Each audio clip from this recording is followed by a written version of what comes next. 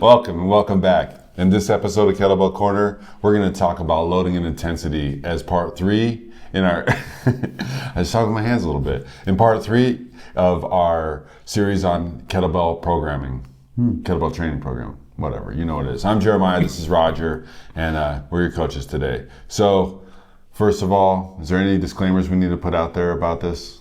Listen to us and just know that this is all subject to who you are, maybe? So we're not experts in this field, and I don't think anybody really is. There are people. Boom. There are people who study this stuff, and the smartest people I know when they talk about this stuff will tell you it's all over the place. That it is highly subjective. The real experts who have been in the labs understand the limitations of their studies. They understand the limitations of sample sizes and all that stuff. They also understand that there is a huge amount of genetic variation. So if you're looking for the right number for something, we'll give you ranges, but you're going to be disappointed if you just stick to these numbers. You have to take these ranges and then interact with them in a meaningful way. So, you know, if you are under the impression that you should do 5 of something and 3 of something feels great, but 5 feels too much, try 3. Are you getting better results? Okay, stick with 3. And you might even go to 4. Exactly. And then when 3 doesn't work, go to 4. Yeah. So there needs to be some interaction with this stuff. But again, the people who are really, this is the way, this is the right number, these are not people to listen to. 3 by 10. It's going to work for a lot of people. 5 by 5. But the smartest people in this field, like I said, they will tell you there are ranges. But all of these things, a real program is going to be something you're going to interact with. And unless you are willing to do the work, to journal, to write down your results and what you're doing versus the results you're getting, then you're not really going to understand, you know, what the best way is. So you can play with these acceptable ranges, and they will help. You're going to get some results. So we just want to throw that out there. That these numbers are not set in stone.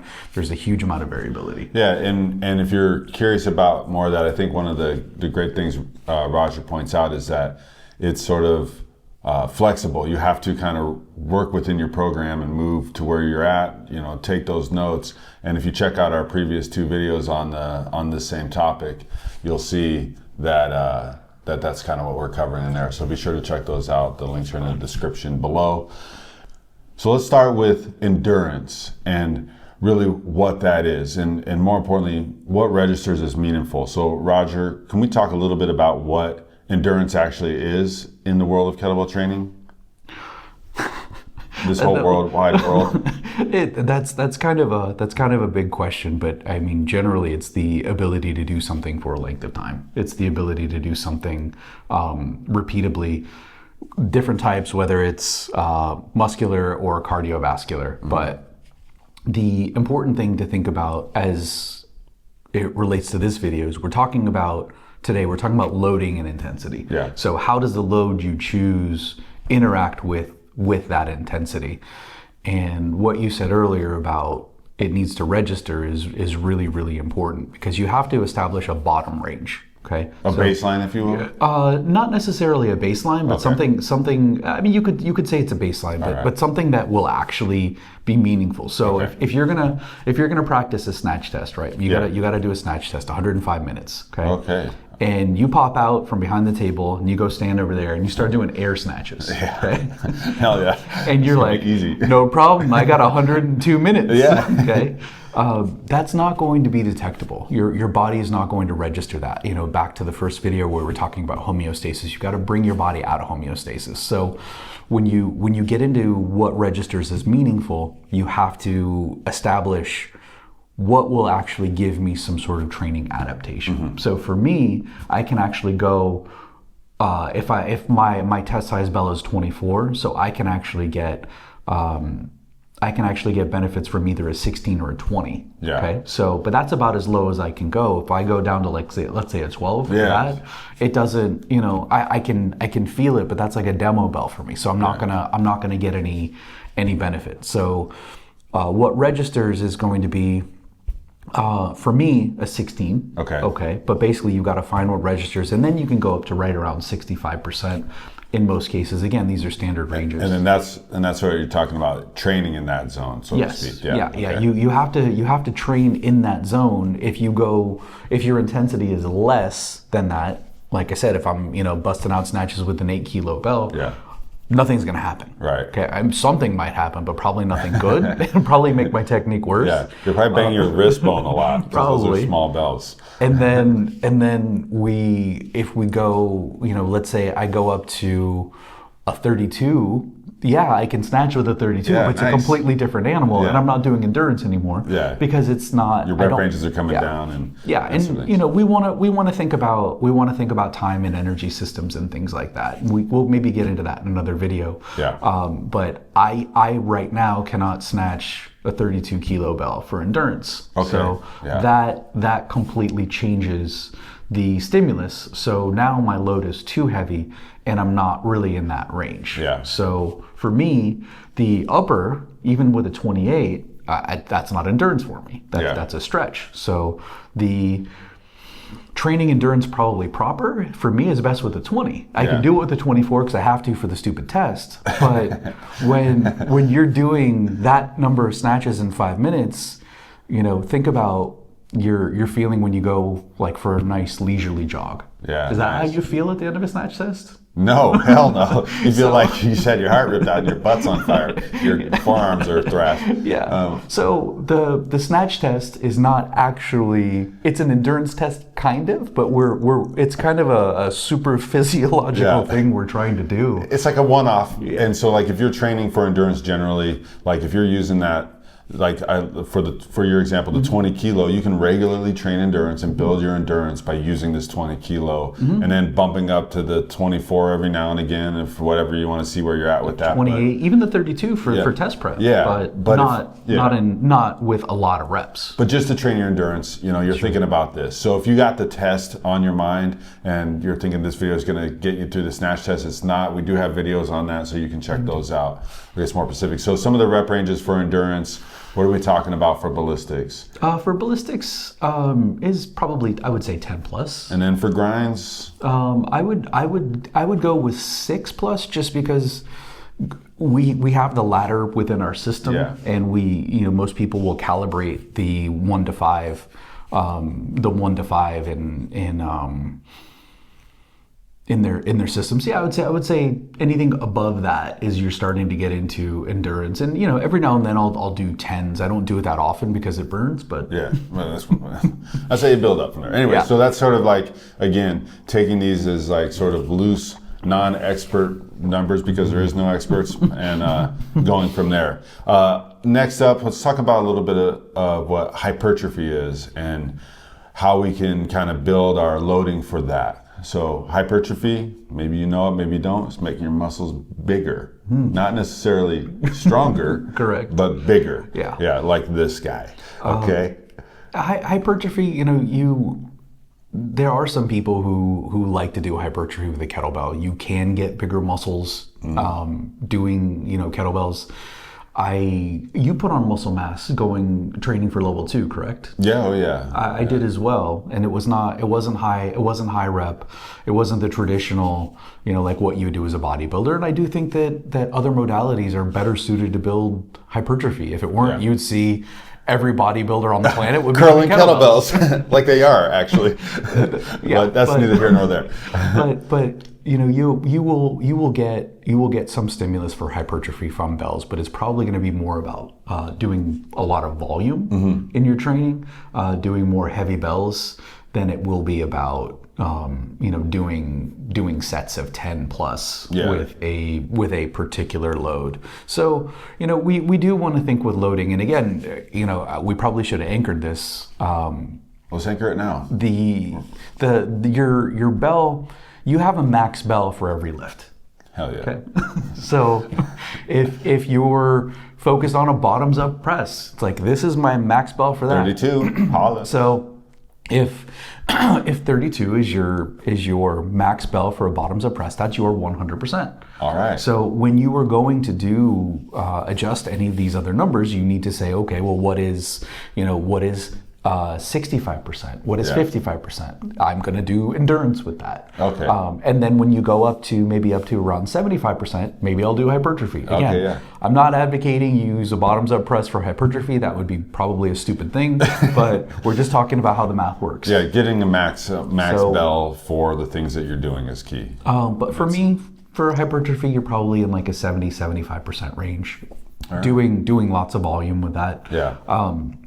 Will get you where you need to be. So, for me, if I'm doing, let's say, cleans and presses, there's a range there, but I can get some muscle by doing double 28s with clean press squat, that kind of thing. I get some volume there. And I think that's a good point. And that's one thing, like if you talk about in the various preps we've done or we've had our students and clients do, usually it's that double bell sort of thing kind of helps with that hypertrophy, at least in my experience. Adding that load that way kind of helps get you there and make those muscles bigger. All right, so for all you bros, bro down on that. All right, now let's talk about strength. What we're really here for in kettlebells is to be the world's stronger person in your family. Yeah, so this again is going to be based on that max test bell, and here we're going to look at like 80% of that and up, but we're not doing a lot of volume there, right? So Certainly less. Our reps, I guess our rep range is going to be a lot smaller, and we're looking at 1, maybe 2. I've done it with 2 sort of as I'm building towards a half body weight maximum press, but generally like 1 is pretty good. What are you thinking for your ranges on this? Well, again, the range depends on the percentage of bell. So let's get this out of the way first. Okay. Let's talk about ballistics, because ballistics are pretty simple. Okay. You're probably not going to gain a ton of strength with ballistics. You can gain some strength. There's no question. I got a lot from doing 2-hand swings, but I was just basically doing sets of 10 and working my way up to a bell that I could actually use for the appropriate rep range, and they were still swings. So what a lot of people will do is they'll see this like, oh, I'm gonna get like a really heavy, like, oh look, I was swinging this 56 kilo. For the gram, man. I'm like, well, maybe you weren't. I'll see people every now and then. You'll see someone walk up with a big belt and knock out a set of 10 beautiful swings. These people have either great technique, a lot of strength, or both. Then there's everybody else, and they're twitching and they're sweating, and the legs are everywhere. The first one is probably not even ballistic. It kind of gets there almost to the same level, and then like reps 2 through 8 are absolutely absurd. You look ridiculous. So rant over. not yet. Okay, sorry. So don't focus on going super heavy with ballistics if they're not in fact ballistic, and that it's probably not going to be a huge return on your investment. Probably right not. Yeah. So, and if you do want to go heavy with these things, if you want to do a heavier snatch, cool. Do singles, or maybe do like a rep ladder, 1 to 3.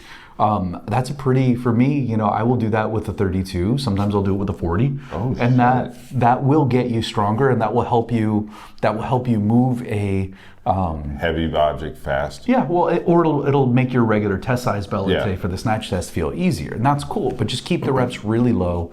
But don't think I'm going to knock out, I'm going to get strength doing 10 reps or anything like that. So anyway, back to the whole Building your strength. grind thing. Yeah. If I'm at 80% of my press, I'm comfortable doing 3 to 5 reps. Yeah. Okay.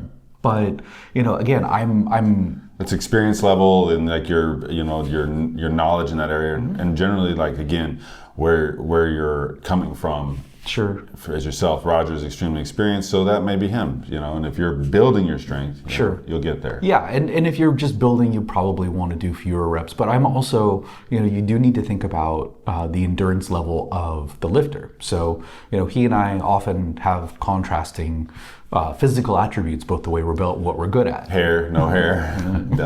Duh. So he has a capacity to do more and better ballistics than I do.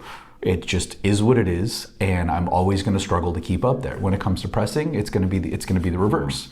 So I am a high endurance presser, so I can press every day. I'm not going to get grouchy shoulders. I can push more load and more volume that way than he's going to be able to do, and then vice versa with ballistics. So you want to think about, for him, he may want to keep his, his 80% lifts at like 1 or 2, because he's going to get results.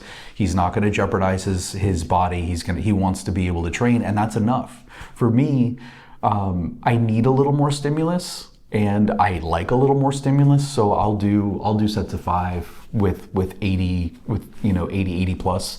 Once I get into like the 85 range, that's when I'm going to stop. 85, 90. I'm not going to do too many, because that's actually going to be you don't want to wreck yourself, right? Correct. Yeah. Correct. So those ranges, again, you're going to be 80 and up. I think one last thing to talk about is the 100, the 90 and 90 to 100 range. I mean, a lot of people want to stay there for a long time, and very few people. Like the percentage of weight. Yeah. So they'll work their way up in kind of a linear way, and like, oh, this is I work my way up into this belt. This is my 90% belt. I'm going to use this every time. I use it one workout, and I come back next workout. And like, you want to keep using it. And one of two things is going to happen. Either A, you are going to be a super adapter, and that is not your 90% bell anymore, because you've already adapted to it. Super adapter. which is fine. But what's likelier to happen is you're going to stall, or you're going to peak too soon if you're actually doing this for a test or a cert or a competition. Well, in the guise of a program, you do want to, and that's a whole nother thing. I guess timing is everything, and you do not want to peak too soon. I know from experience, about 2 weeks before a test, I peaked, hit my 44, then I had to do a bunch of running, and it's neither here nor there. But as you should know that Roger's entirely right with that. If you're doing this as a program, it's going to have different levels to it. And so don't just hang out at your 90% because you can do it. You feel like a really strong man or strong woman because you can do that every time. Cool. Well, one more thing to think about, and that's all I have to say. Okay. One is, you can train all 3 of these things at the same time, but not very effectively. Good so if you want to train endurance, train endurance. If you want to train hypertrophy, or just all around like, hey, I'm doing kettlebell stuff, cool. Yeah. If you want to train strength, train strength. But I do recommend you do one at a time to target it. But even within these parameters, you have a range to work. So for endurance, it's whatever is meaningful up to about 65%. Hypertrophy is going to be somewhere in the maybe 65, 75% range. Strength, I have heard numbers as low as 65, where you can get some strength, but you're really 75, right? 75, 80 is probably really where you're going to go. But you want to bounce back and forth within those ranges, and you want to play with not just changing the loading you use, not just the loading, but the number of reps that you do. Even with that same load, it's going to be more effective when you wave within that repetition range, rather than this is the workout I do. Yeah, but that's enough said. I think we can end on that for our loading intensity. And by all means, like and subscribe. And again, if you made this far, you should. I agree. All right. All right. Stay strong, everybody.